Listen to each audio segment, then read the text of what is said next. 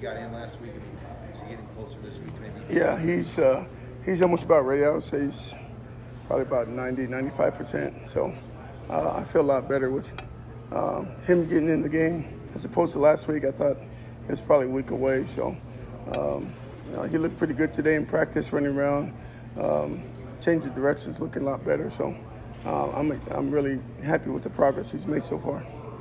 Michigan State kid, Walker, running back, not just leading the country in rushing. I think he's second in yards after contact per attempt. What is so hard about tackling that guy? He's powerful. He's got great vision. He can cut it back. He can hit it front side. It takes more than one guy to tackle him, and it shows up on tape. Kenneth Walker's, he's the best running back that we're going to face to this point. One of the best running backs in the country. Nearly averages a first down every time he touches the football. So he's definitely got our attention. The offense goes through him, and we got a great challenge ahead of us. Damien said yesterday that when a team runs the ball as much as Michigan State does, he likes this kind of game, especially the way they run it right at you. How does that feeling that exists within the room at large, or like that you're just going to line up and go? Yeah, up front they have a veteran group of offensive linemen. There's a lot of them back. Not only is Kenneth Walker a great running back for them, and he established the pass game too with a lot of the play action that comes out of that, and their quarterback does a great job of taking care of the football, doesn't make a lot of mistakes too as well. So we got to do a great job up front in the trenches. We've been talking about that since we started scouting these guys here, that we got to win up front. We got to do a really good job of staying in our gaps. And then we just all got to rally to the football, because it's not going to take one guy to take him down. How would you evaluate how the pass rush has been so far? And then I know a lot of fans look at sacks, how many sacks, but maybe just describe what else goes into it, how else you evaluate it other than just did they get to the quarterback? Yeah, it's a big emphasis for us to get to the quarterback. There's a lot that's involved in it. The rushing coverage got to work together.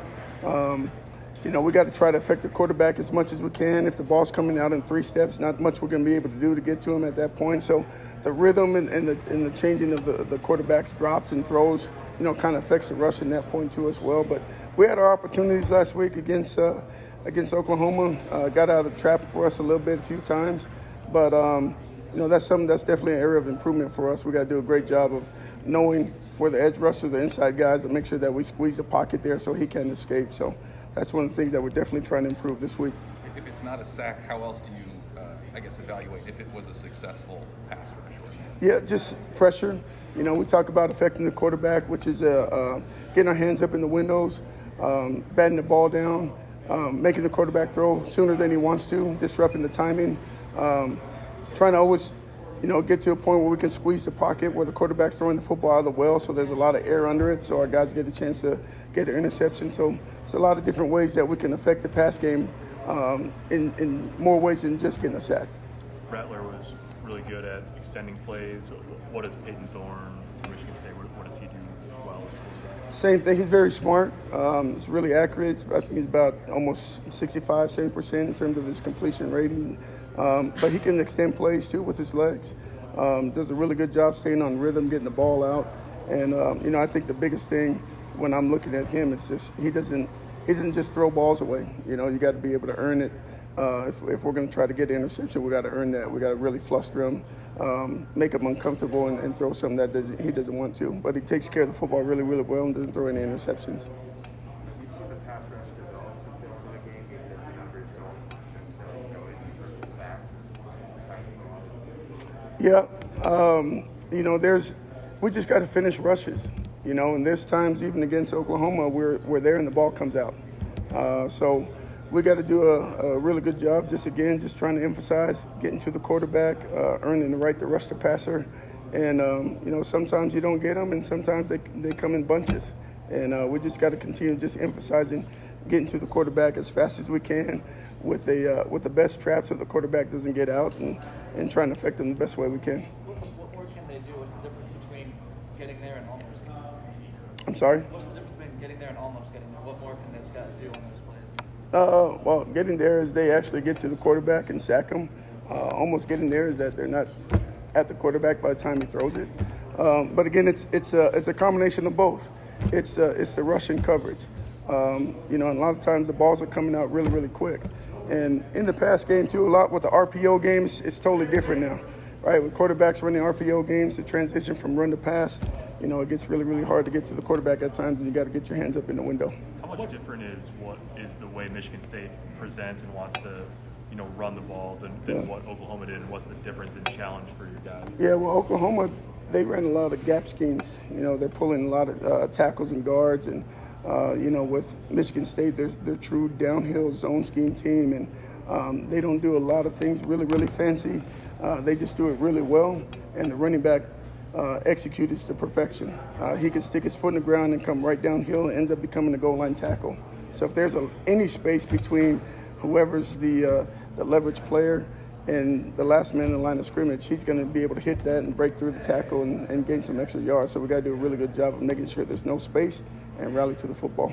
How much five-step drop have you really seen since the first half of Illinois? It feels like that's when you guys got all your damage, and nobody's really done it. Yeah, and then after the Illinois game, you know, the next quarterback came in, everything was fast, quick and out. You know, and then we played Fordham and Buffalo. The balls are coming really, really fast out.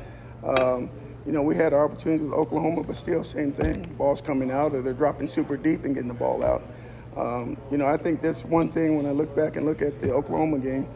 There were several third and long opportunities where we affected quarterback, and you know, they somehow made the play and we didn't. And you know, I think our guys know that, you know, we're close, but you know, we just got to continue to work to get better and try to improve in that area. I feel like you guys relish the challenge now of 4 straight weeks of, I know you're focused on this week, but just your last 8 are Big Ten. You got 4 weeks in a row here of Big Ten play before the bye week. Yeah, I'm excited. I'm really excited for this week. I can't wait to see our guys play against this team. It's a big challenge for us up front with this run game. You know, I think our guys got a little chip on the shoulder from last week, and you know, I felt even from last week we left plays on the field that if we would have finished it the right way, we'd have a different feeling. And you know, that's one of the things that I want our guys just to continue to be hungry about, especially with this challenge with Big Ten play. Every week is tough, and you know, the best team that shows up that day is going to win. Records don't matter to me. Home field doesn't matter to me. It's just who executes their game plan better.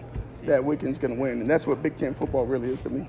Do you have to go a little bit deeper in your depth, I guess, now that you're kind of in Big Ten play, and it might be a little bit more kind of rough and tumble, I guess, or? Yeah, it'll go as the game flows. Yeah. You know, I kind of have a plan in place where I'm going to use a lot of the guys, but a lot of it's based on the length of the drive. You know, if it's shorter drives and the guys are fresh, they're going to be ready to go. Longer drives, then that's why I try to rotate them a little bit more, keep them fresh. But you know, that's a good question. You know, in terms of just using our depth to our advantage. But now having Casey and Feast back, you know, I feel like we got all 7 guys that can play for us. So I'm looking forward to that. You haven't really had many, maybe 81 against Buffalo. Is that the most snaps you've played defensively? I mean, it's been relatively manageable in terms of the number per game. Yeah, and especially last week, it felt like a true NFL game. You know, I thought that was probably since I've been here, the best that we played complementary football. And, you know, controlling the clock, establishing the run on the offensive side, and, you know, on our side too, you know, being able to get off the field. I wish we did a better job in third down last week, and I wish we did a better job in 4-minute situation. You know, we talk about situations so much in our defensive unit meeting, and that's one thing I felt like if we would have executed 4-minute, that last 4-minute, we had them backed up, and they were able to run the clock down, and we had to burn our timeouts. We talk about those situations a lot. If we went 4-minute, we get our team the ball back, and we had them backed up. And I feel like our offense was building and moving the ball at that point. If we got the ball back with some more time, I think we would have had a shot there to really make a difference, and we didn't get that done. So that's something, if that situation comes up for us again, we got to make sure we finish that the right way. The third down piece of it, I mean, you guys are so great at the last 4 games last year getting off the field. I mean, I guess what's different this year? I mean, some players have talked about, you know, wanting to get better in that area, but is it just the guy making a play here or there? Or I mean, how do you win it on first and second? What's the key? It's, you know, in that third down, everybody has a job to do. Executing, they're a really good third down team. Yeah. I thought some of their third down plays were plays I thought we should have made, and they made it. You know, so that's a difference of winning and losing those situations and those downs. We had plenty of opportunities in third and longs that we should have won, but they just made the play and we didn't. Tony, is there an expectation, even after playing a team like Oklahoma, that when you go into Big Ten and you've got the stretch that you have coming up here, that the physicality level even goes up a notch from that?